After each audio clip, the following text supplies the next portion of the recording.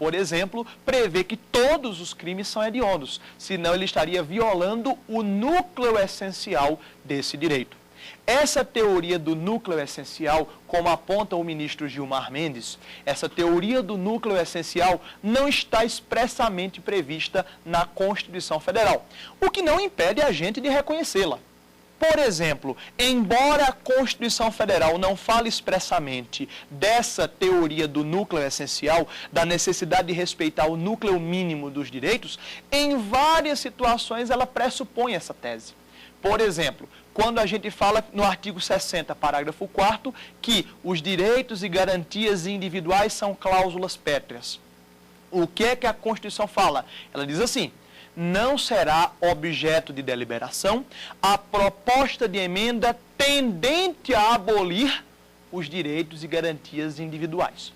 Ora, se não pode ser objeto de deliberação proposta de emenda tendente a abolir os direitos e garantias individuais, é porque o núcleo essencial desses direitos e garantias fundamentais deve ser respeitado. Por outro lado, o professor Jairo Schaefer, no seu livro Direitos Fundamentais, também cita outro limite às limitações dos direitos fundamentais, que é o princípio da proporcionalidade. Proporcionalidade ou razoabilidade, o Supremo usa os dois conceitos de forma indiferente, embora na doutrina haja quem indique uma distinção. O princípio da proporcionalidade, ele trata da concorrência entre dois direitos fundamentais. Ou seja, o princípio da proporcionalidade limita as restrições aos direitos fundamentais. E o que é que o princípio da proporcionalidade é? É um princípio da proibição do excesso. Ou seja, o princípio da proporcionalidade evita que os direitos fundamentais sejam restringidos além da conta. O princípio da proporcionalidade foi formulado por Georg Jelinek, que numa frase lapidar, ele disse que não se abatem pardais com tiros de canhão.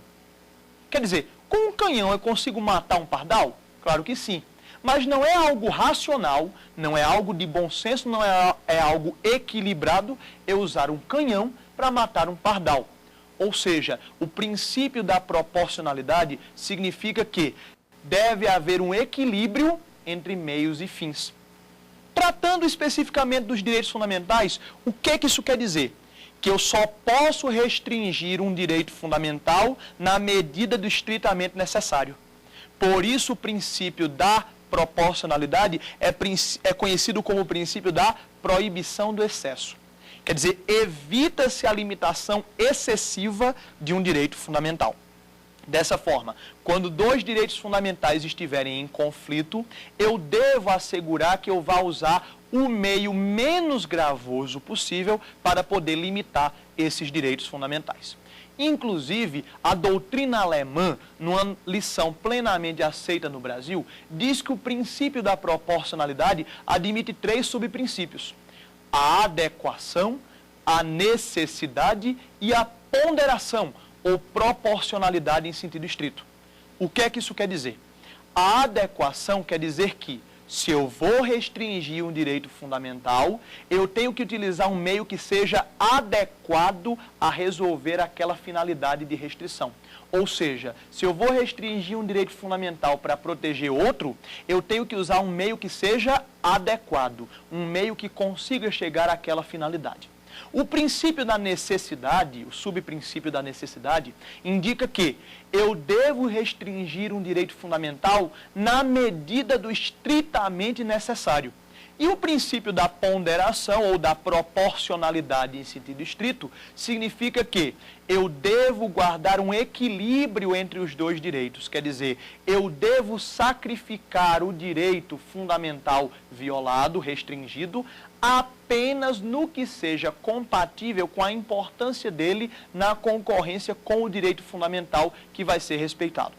3 exemplos práticos ajudam a entender melhor esses 3 subprincípios da proporcionalidade, que são a adequação, a necessidade e a ponderação ou proporcionalidade em sentido estrito. O primeiro exemplo ocorreu lá na Alemanha na década de 60. Há uma lei em vigor na Alemanha que prevê que os animais devem ser transportados com acesso à luz solar e à ventilação e espaço para se locomoverem. Acontece que foi barrado, com base nessa lei, um carregamento de trem que tinha um carregamento de minhocas, alegando-se que as minhocas não tinham acesso à luz solar, nem à ventilação, nem a espaço para se locomover. O caso, pasmem, chegou até o Tribunal Constitucional Federal Alemão.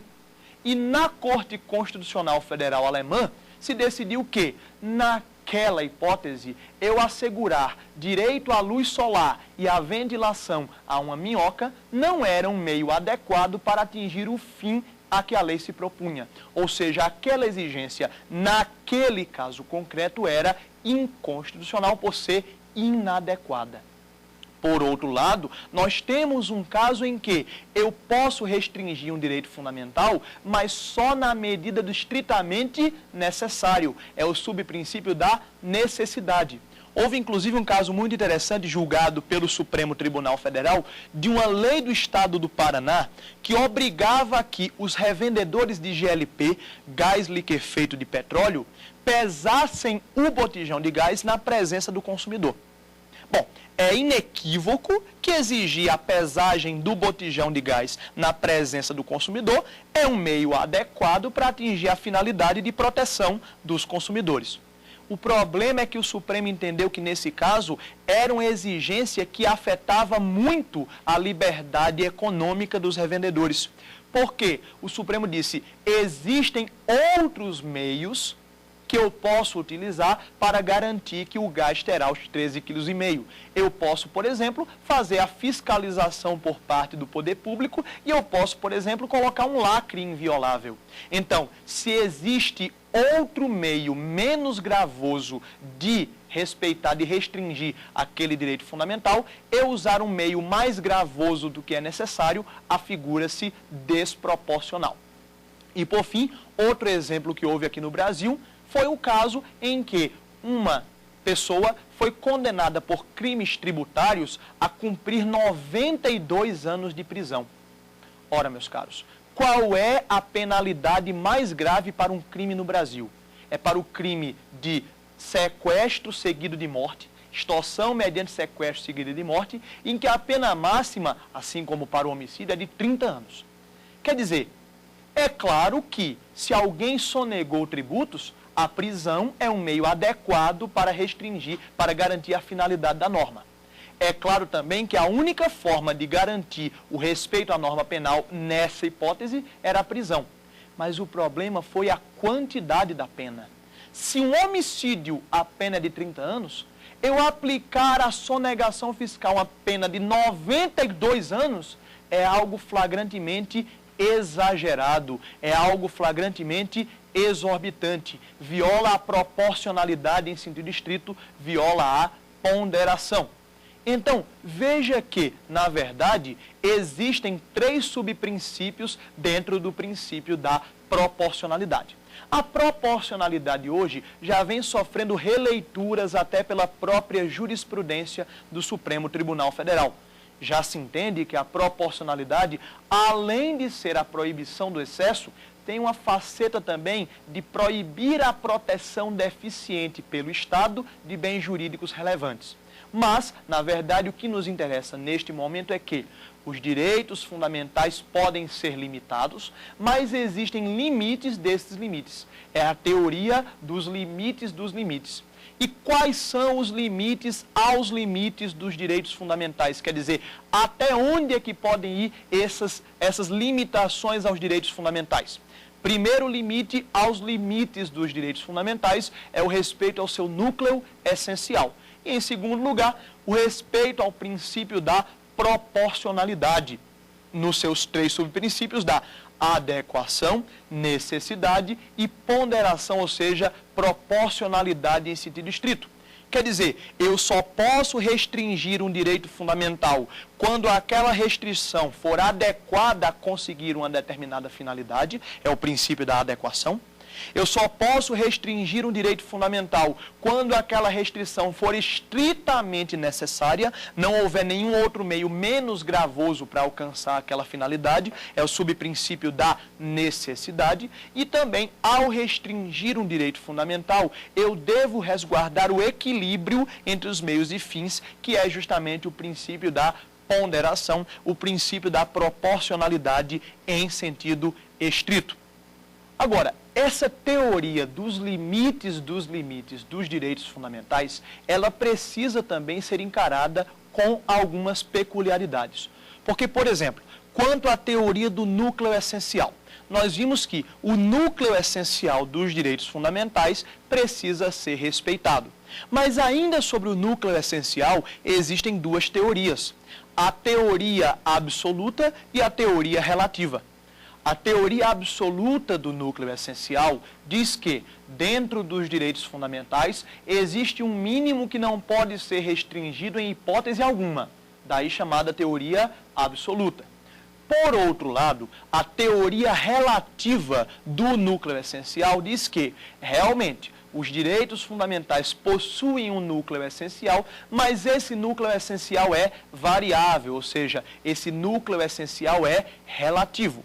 Na verdade, a doutrina se divide, mas a tendência no Brasil é adotar a teoria do núcleo essencial, a teoria absoluta. Quer dizer, eu posso ter restrições a quaisquer direitos fundamentais, mas o núcleo essencial daqueles direitos fundamentais, ele é intangível, ele não pode, então, sofrer restrições na esteira do que prevê o artigo 60, parágrafo 4º da Constituição Federal. Por quê? O artigo 60, parágrafo 4º, prevê as chamadas cláusulas pétreas explícitas. O artigo 60, parágrafo 4º da Constituição Brasileira diz que não pode ser objeto de deliberação a proposta de emenda tendente a abolir a forma federativa de Estado, o voto direto, secreto, universal e periódico, a separação dos poderes e os direitos e garantias individuais. O Supremo Tribunal Federal já decidiu, em precedente da lavra do ministro Sepúlveda Pertence, que os direitos individuais que são cláusulas pétreas, eles podem sim ser objeto de emenda